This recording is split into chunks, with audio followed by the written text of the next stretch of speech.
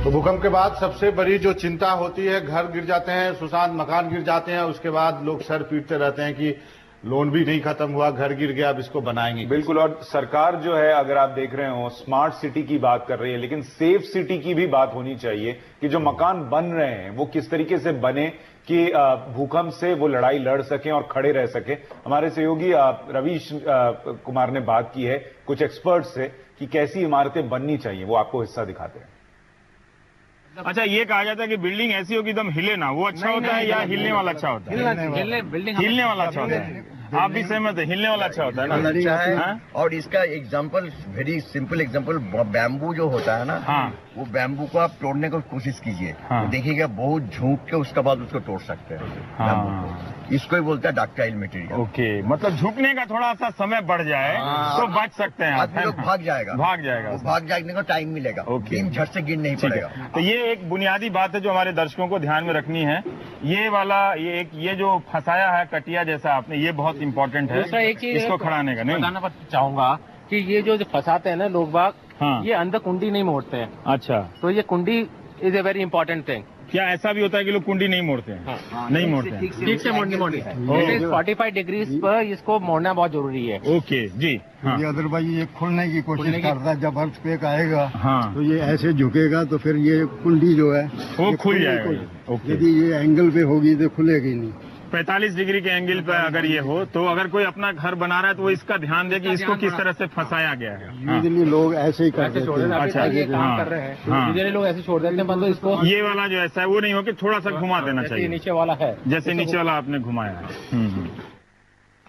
तो ये रवीश बता रहे थे सुशांत की किस तरह से भूकंप रोधी घर बनाया जाए। लेकिन अब हम यहाँ पे चर्चा कर रहे हैं, हमारे साथ संजीव बजाज जी हैं, एमडी हैं बजाज कैपिटल लिमिटेड के, कि यदि भूकंप हो जाए और घर गिर जाए तो सर क्या प्रावधान है। मेरा घर, जैसे मैं मयूर विहार में रहता हूं, समाचार अपार्टमेंट में, मैंने घर लिया था 2003 में 27 लाख रुपए में। उसका आज के इंश्योरेंस जो हम कराने जाएंगे तो मुझे कितना पैसा लगे, आज के अनुसार वैल्यू से करेंगे, कैसे करेंगे आप?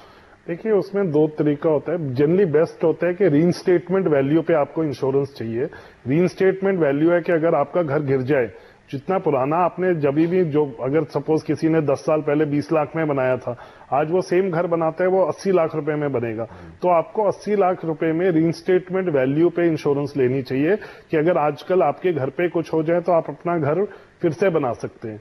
दूसरी चीज, आपको एक चीज देखनी चाहिए, अगर आपको अपने घर की एग्जैक्ट वैल्यू पता है तो उस पे ले लीजिए, नहीं तो एक उसको फर्स्ट लॉस बेसिस पे कहते हैं कि आप बोलो कि घर की शायद वैल्यू 50 लाख हो, 70 लाख हो, 80 लाख हो, आपको पता नहीं, तो आप फर्स्ट लॉस ले लेते हैं कि 50 लाख रुपए तक की मैं इंश्योरेंस ले रहा हूं, तो उसमें फिर आपका पूरा क्लेम भी पे हो जाता है। तो फर्स्ट लॉस बहुत जरूरी होता है। तो ऐसे काफी मतलब चीजें हैं। और आज की डेट में इंश्योरेंस, जो घर की इंश्योरेंस है, ये एक रुपया होता है 1000 रुपए। अगर आप सबसे मैक्सिमम रेट भी लगाते हैं तो आप लगा लीजिए, अगर आप बोलते हैं 30 लाख रुपए का घर है तो उसका मतलब जो इंश्योरेंस होगी वो पूरे साल की करीब 500 से 1000 रुपए तक में आपको आराम से मिल जाएगी। 1 करोड़ का घर हुआ तो कितना लगेगा? सिंपल सी 1 करोड़ का घर लगा, आपने सब कुछ ऐड करा लिया उसमें, अर्थक्वेक, बाकी सारे बेनिफिट्स मिला के, तो 1 करोड़ के घर के आपके 10,000 रुपए से ज्यादा का प्रीमियम नहीं आएगा अगर आपने बेस्ट पॉलिसी ली। अगर आप थोड़े से फीचर कम करा लेते हैं तो इसमें आपको करीब 2-3 हजार रुपए का खर्चा आएगा। एक सवाल ये भी है, कई बार ये देखा गया है कि जैसे उत्तराखंड में त्रासदी आई या जम्मू कश्मीर में बाढ़ आई या अभी भूकंप आया, तो कई बार लोग इंश्योरेंस कराने के लिए पूछताछ तो करते हैं लेकिन इंश्योरेंस कराते नहीं है। उनको क्या खटकता है जिसकी वजह से वो इंश्योरेंस नहीं करा रहे हैं, या भारत में इतना कॉमन नहीं है? देखिए, कई चीजें होती हैं कि आपके माइंड में आपको कुछ चीजों की क्लैरिटी नहीं है और आप उस बारे में सोचते रह जाते हैं। उसका सबसे आसान चीजें, अगर आपको 8-10 चीजें नहीं समझ आ रही या आपको क्लैरिटी चाहिए कि ये चीज कवर है नहीं है, तो बेस्ट है कि आप एक ईमेल डालिए कि मुझे ये 5-7 चीजें मेरे माइंड में आ रही हैं, मुझे इसकी कवर चाहिए। कौन कौन सी चीजें हैं जो आप कॉमनली देखते हैं? जैसे अर्थक्वेक है, अर्थक्वेक एक एड ऑन होता है, लोग नहीं समझते कि अर्थक्वेक एक एड ऑन है। और फिर एक होता है कि ऑल रिस्क होता है। अब ऑल रिस्क का मतलब होता है कि अगर एक तो आपके घर में आग लग गई, दूसरा है कि आपके साथ वाले घर में आग लग गई और फायर टेंडर आया और उसने पानी फेंका और आपके घर का सारा फर्नीचर खराब हो गया, तो अगर आपने ऑल रिस्क नहीं कवर लिया हुआ तो वो कवर नहीं होएगा, बिकॉज आपके घर में कोई प्रॉब्लम नहीं हुई।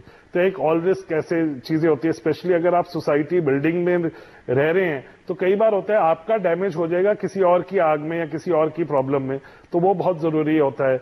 अगर आप एक सोसाइटी में रह रहे हैं तो बेटर है कि जो बिल्डिंग की इंश्योरेंस है वो आपको एक सोसाइटी के साथ इकट्ठे करनी है, जो अपनी कंटेंट की इंश्योरेंस है आपको अलग करना है, प्लस एक आपको ऑल्टरनेट रेंट का चाहिए। अगर आपका घर गिर जाता है तो एक दिन में तो बनेगा नहीं, साल 1.5 साल आपको चाहिए उसको बनाने में, तो आपको अगर 40-50 हजार रुपए के रेंट पे रहना है या होटल में जाके रहना है तो उसका एक ऑल्टरनेट रेंट ऐसे तो इंश्योरेंस कंपनी देती है क्या? वो भी इंश्योरेंस कंपनी देती है। अच्छा। तो ये जनरली सारी जैसे 8-10 बेनिफिट्स होते हैं।